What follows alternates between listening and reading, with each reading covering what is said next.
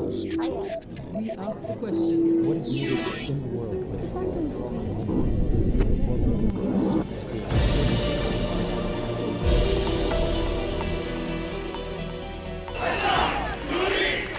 be? Injustice, violence, occupation, more violence, and more revenge. Events in the Middle East often seem caught up in a never-ending spiral of conflict. Well, is there a way out? This man says yes, and he should know. Dr. Izzeldin Abuelaish has experienced a most horrendous tragedy. It happened to him more than 3 years ago. During the war on Gaza, Israeli tank shells hit his home. He lost 3 daughters, Aya, Bessan and Mayar. They were looking forward to a better future, so was their father. They were girls armed with love, with the plans. They were fighters for humanity. Dr. Abuelaish, who was working in an Israeli hospital when the tragedy occurred, has left his childhood home. He now lives and works in Canada.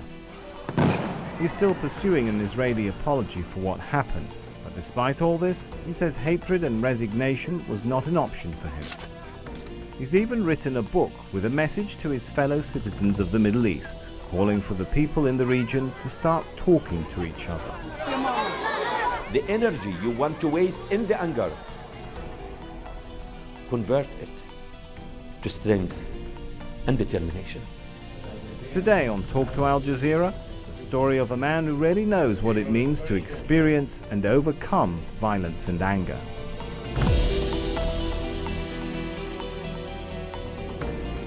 Dr. Izzeldin Abuelaish, thanks so much for talking to Al Jazeera. You know, I know you've been through a really horrific experience, but I wonder if we could start by asking you to take us back to that day. Take us back to the events of January 16th, 2009. It's not to take you back, it's living with me all of the time. They will never disappear from my mind, my eyes, my daughters. Once you mention it, they jump in front of me. That day, when the unexpected happened, when an Israeli tank shell to bomb my daughter's room, killing 3 daughters and 1 niece. For nothing they did. There was no reason to be killed. They were girls armed with love, with the plans. They were fighters for humanity. I raised them to be human and to behave as a human. But as a believer, as a Muslim, I realized this tragedy is for good. And I don't want anyone to see what did I see. Those girls became bars, swimming in their blood.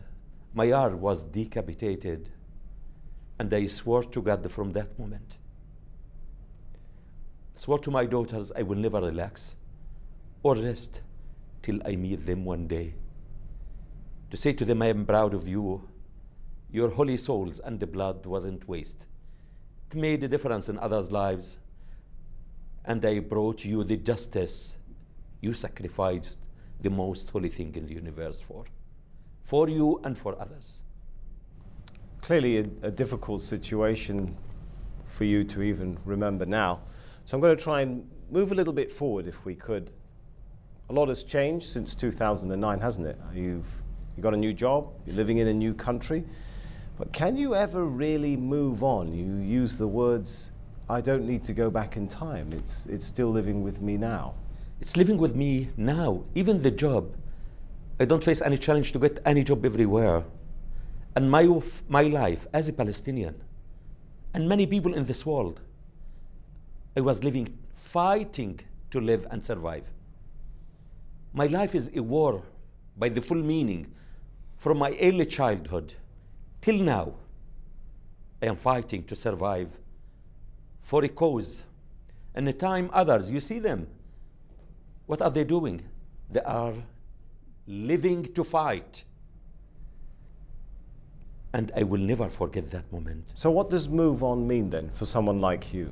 The words move on. Do you want to move on? I am moving. And the past is there to learn from it. Do you want to forget the past?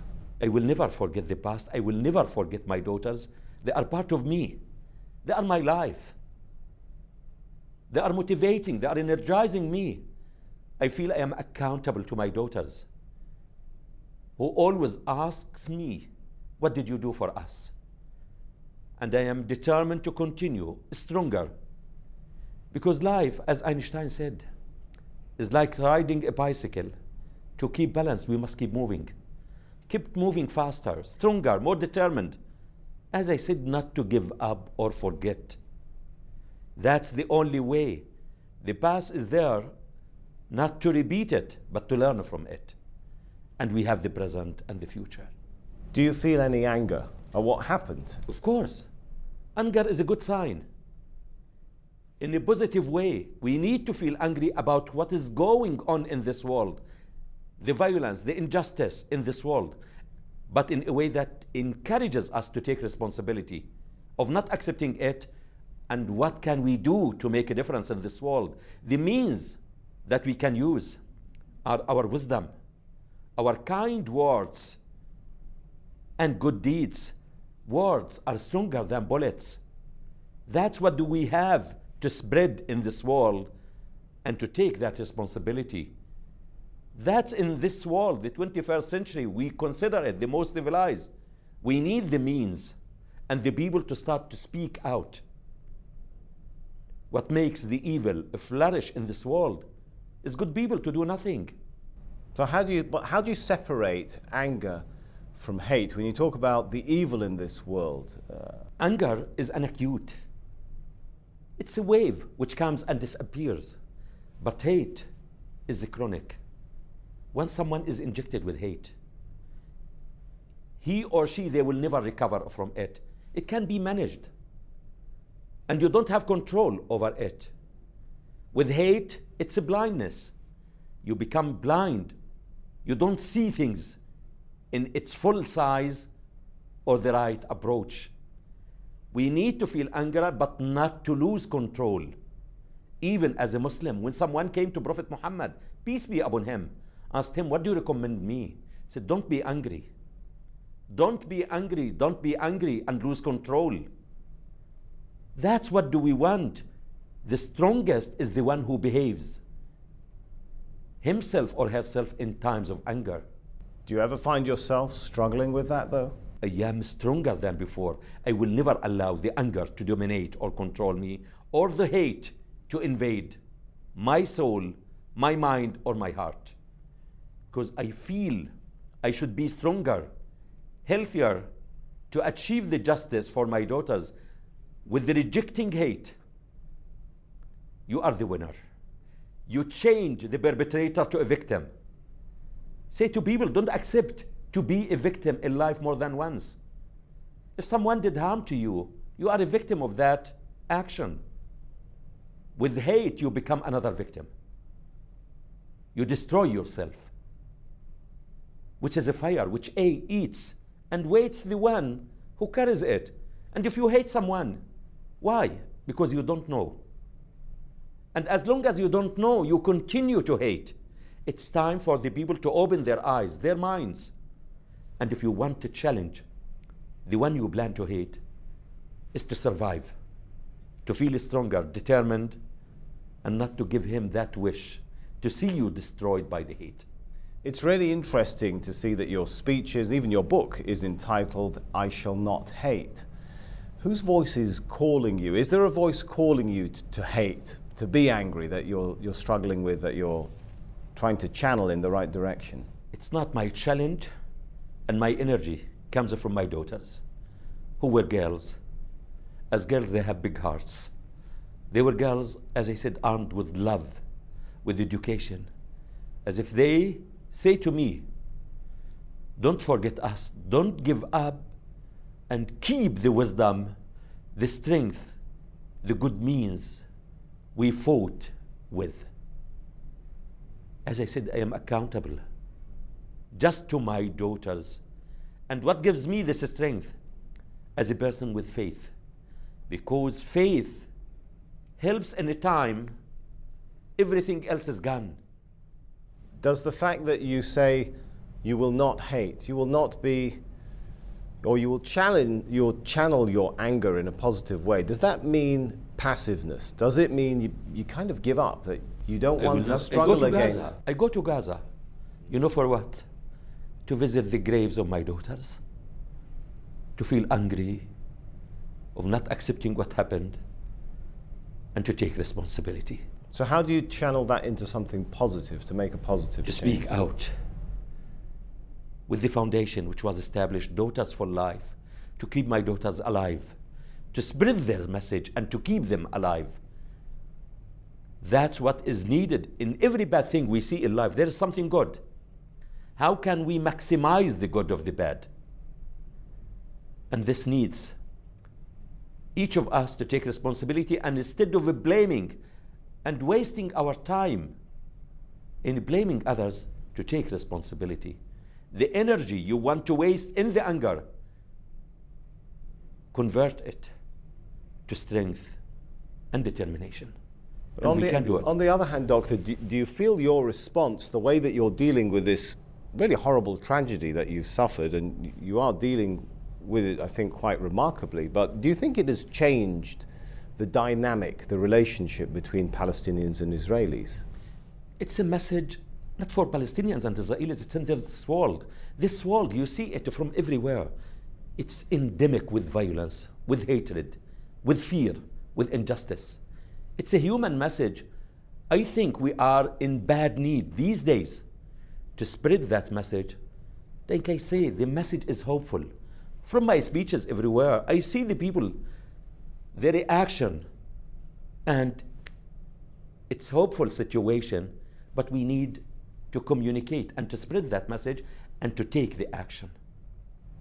Does it ever dishearten you that people like you who speak out in favor of peace, understanding, everything can go wrong by, for example, one video released on the YouTube that can offend so many people and whip up so much anger? What is the peace we are talking about? Peace is not a word. Peace is an action where people, they live for it and they believe in it and they act for it. And even look around. Many people are working for peace, but we don't see peace is there. Peace is fading, and no one is asking why. Even it looks like peace industry, peace business. And the people are eager to see this peace in this world. Peace is justice. Peace is a freedom. And that's what is needed in this world, to practice it and to live for it. Because we are in this world, living and riding one boat, the same boat. Any harm in it affects all. No one is far from the risk. Maybe we are far by distance, but by the end of the day, we are facing the same challenge. Like the fire, someone who is close, someone who is far. But at the end, he will be affected by the smoke or by the burn of the fire. We need to protect and to proact, not to prevent. So with that in mind, what would you say to the many Muslims who were upset by that video, which was offensive to the Prophet Muhammad? What would you say to them in the way that some of them have reacted to that? Have they reacted? You have to understand the people. There are individual variations. There are people who are angry and to express themselves. But in times of anger, as I said, we don't want to lose control. We can express our anger. What can we do to communicate and to spread the message, the merciful message, the kind message of our Prophet in a kind way? Personally, I understand what did they do, but I don't agree with it. There are other means we can use, stronger means to use. As I said, the wisdom, the mercy, the kindness, the good deeds, the good deal, to show the tolerance of our Islam, and we can defend our Prophet Muhammad, peace be upon him. Because our Prophet, he said it. From the first moment, he was the most merciful and kind. With Hind, when his uncle Al-Abbas was killed, and she took the liver to show it. He didn't get revenge. And he was close to his heart, his uncle. He didn't. He said, I don't want to see her. So it's not with that. We need to show the example and to sacrifice for it. And our religion, it values a human life. The most holy thing in the universe is a human being. Saving one's life, you save the world. Killing one, you kill the world. If we could talk a little bit about the response to your response. Have you received an apology, compensation, anything from the Israeli government or Israeli officials? That's the most difficult. After what happened, even my daughters were in the hospital. So you'd like an apology or compensation. What is it that you would like to hear from them? I want to hear the perpetrator to take responsibility, and the first step in that is to apologize. The apology is needed, the responsibility is needed. I am fighting, and I will continue to fight till I get this apology. After 2 years, I filed a lawsuit against the Israeli government to get that apology. And what is painful, to receive an email from my lawyer. They are asking for financial bond to handle the lawsuit. The delivery of justice is not dependent on money. It's dependent on courage, moral courage, responsibility. If we want to move forward, as I moved forward, I paid the financial bond. So why are you taking action through Israeli courts then, may I ask? It sounds like you don't have a lot of confidence in the Israeli system. I will wait, I will see, till they say no. There are other means I can use. What would those means be? This means you to speak out and to show what is happening, to disclose the secret and to take the mask of what is called democratic system or a just system. We have the international community to speak out. What makes the evil flourish in this world is good people to do nothing, just to watch it. It's the responsibility of each one in this world, because the justice to my daughters is the justice to everyone. What would an apology mean for you, though, if I could ask you? I mean, obviously, and sadly, it won't bring your daughters back. What will an apology mean?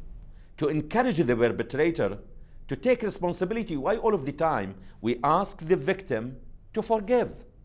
Why not to encourage the perpetrator to take responsibility? It's time, it's injustice. All of the time we ask the victim to forgive. Apology is needed. Once there is apology, we can move forward. And this can be a hope for others and to encourage others to adopt that approach. Let's talk a little bit about your family background. You've gone from being, or your family has gone from being village chiefs in the Negev to refugees in Gaza. Quite a transition. Do you think your childhood prepared you for a life of suffering? Is that part of why you're able to deal with this horrible situation in the way that you are? Of course, the life in the refugee camps, there is no life. It's a misery, it's suffering, abject poverty and deprivation. As a child, I never tasted my childhood. But you see in this world, millions of people the same. And the world is watching it. And that was encouraging to me, my suffering. And others' suffering, it's not from God. It's man-made. And I looked at it as a hope. It's man-made. What can I do to take responsibility of challenging it and to get rid of the misery of life? Our parents, the Palestinian mother, who is the hero, realized the biggest weapon is education. You must succeed. We don't know impossible things. Education. I succeeded and dreamed to get rid of this misery, to become a medical doctor. I succeeded in my life to achieve what do I want. What motivated you to make that different choice, not to go along with what so many people, I mean, I'm just looking through some of the facts I read about you. You saw your family home bulldozed when you were 15. You still have the title deeds to your family land, but it's now been taken over by former Israeli Prime Minister Ariel Sharon. I imagine that most people in that situation wouldn't focus on education, but might go and join political or armed groups. Why didn't you take that way? It was my faith. I said education, and I see the situation, and I was lucky. My teacher supported me a lot to encourage me, Izzeldin, come to the class. I worked during the afternoon and to go in the morning to the class. Even the teacher to say to us, this is a turning point for all of you, either to be in the street or to be the one you want. As I said, education is the key indicator for development and getting rid of the injustices in this world. To many people, though, the peace process does look dead, doesn't it? Is peace still possible? Of course, the peace process, and we need to ask why. Ask 5 times why. Why it failed. Not to take it just as a diagnosis, it failed. Why? And to find the roots of the problems and to handle these causes. To point by the finger, where is the problem? Where is the problem then? I'm intrigued to know. I've spent years speaking to both Palestinian and Israeli politicians. What is a doctor who doesn't believe in hate? What does he think? No, as a doctor, and that's why when you asked about politics, as a doctor, I don't like politics. I am a doctor who knows what is black and what is white. To be honest with my patients. All right, so with your clear black and white vision, you know, tell me. we as Palestinians, of course, we are occupied. But the Israelis who are the occupier, and mainly the responsibility is on the occupier and the international community. If we want order in this world, we need justice. We need justice in this world. That's the most important. What is black here should be black there. Is there any responsibility on Palestinians? Do you at any time, for example, I don't know, maybe blame Palestinian groups for firing it's rockets also the responsibility of the Palestinian people to be united, to be strong, to focus on the Palestinian people, to give them any party, any movement, any leader is there, their eyes, their services should be focused on the needy, on the poor, on the sick, on education, to build and to keep them focused, strong, attached to the land. That's what is the purpose. We don't need leaders or parties. Their interest is focused, their own interest or the party's interest. Any party should work for the interest of the Palestinians and Palestine, not Palestine to serve the party's interest. So what does peace look like to you then? Peace for me, peace is a freedom. Peace is justice.